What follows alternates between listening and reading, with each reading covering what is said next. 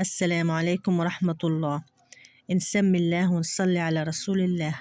اللهم صل وسلم وبارك على سيدنا محمد وعلى آله وصحبه أجمعين. الله يجعل كل أيامكم خير وبركة من الله عز وجل. فضلا منكم اللي بيشاهد الفيديو معي ما ينسى يحط لي اللايك للفيديو وشاهدوا الفيديو للآخر فضلا وليس أمرا، وادعوا لنا دعوة حلوة هيك في التعليقات ولكم بالمثل. يا ريت تعملوا لي مشاركة لجروباتكم لأصحابكم لحبايبكم لهذا الفيديو حتى نصل بإذن الله.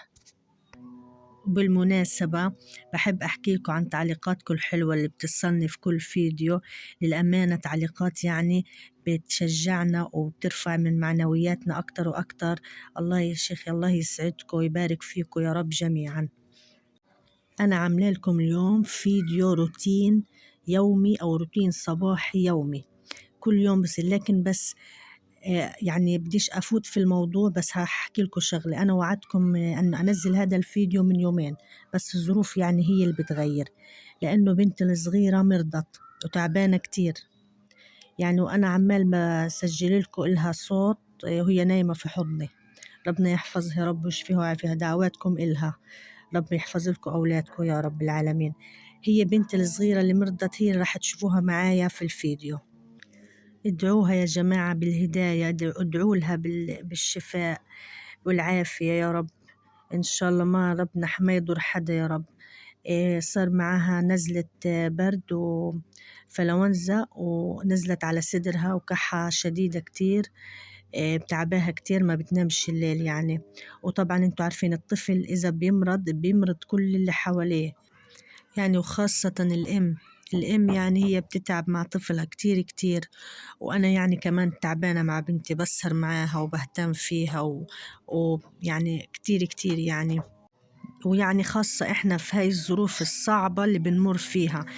خلص خليهم عندك هين. أيوة عملونا لايك. احكي عملينا لايك يا عمري. أنا وش كمان احكي لهم شاهدوا الفيديو للآخر. يلا احكي لهم يلا احكي لهم. أنا اسمي جودي. اسمك جودي؟ احكي للمتابعين ايش اسمك؟ لا توعي. احكي اسمي ايه؟ لا جودي. جودي. احكي لهم انا بحبكم كتير. أنا بحبك كتير. انا بحبكم كتير. أنا بحبك كتير. اعملوا لنا لايك. عملونا لايك. عسل. عارف. سمعتوها أكيد. اللي بحب بنتي جودي كرمال عيون جودي يعمل لها أحلى لايك وشاهدوا الفيديو للآخر. هي زي ما انتم شفتوها يعني، هذا قبل ما تمرض. ربي يشفيها ويعافيها يا رب ويحملكم أطفالكم يا رب وما تشوفوا ضرر أبدا يا رب. زي ما انتم شايفين أنا والله تعبانة كتير، أنا اللي مرضانة معاها وتعبانة كتير معاها. وانتوا عارفين هاي الأيام يعني وفيش اهتمام أبدا، والظروف اللي بنمر فيها ظروف صعبة جدا جدا يعني. منيح إنه بنحكي عن حالنا، والله منيح إنه إحنا عايشين لحتى الآن، والله إحنا نفسنا منيح إنه إحنا فعلا عايشين لحد اللحظة من اللي بنمر فيه ومن اللي بنشوفه وبنعاني منه يعني. وعندنا كمان البرد قارس وشديد جدا يعني، ما بتتحملوا جبال يعني. شوف كيف أطفال كلهم مرميين في الخيام في المخيمات مرضانين، وما فيش اهتمام في المستشفيات، فيش عناية فيش أدوية يعني. فيش إن أنت تروحي خلص يعني مرض ابنك تروحي تعملي له تهتم فيه تروحي تجيب له. في نقص، عنا نقص كبير يعني.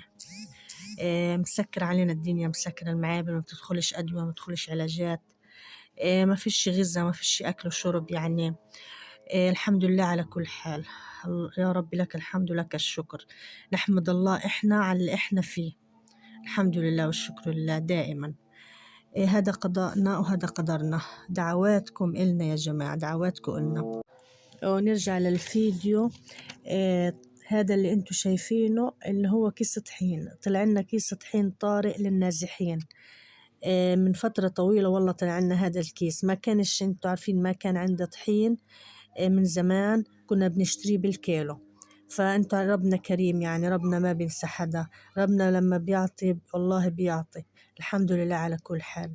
ربنا رزقنا، ربنا يرزقنا يا رب من واسع فضله وكرمه، ونحن وإياكم يا رب العالمين.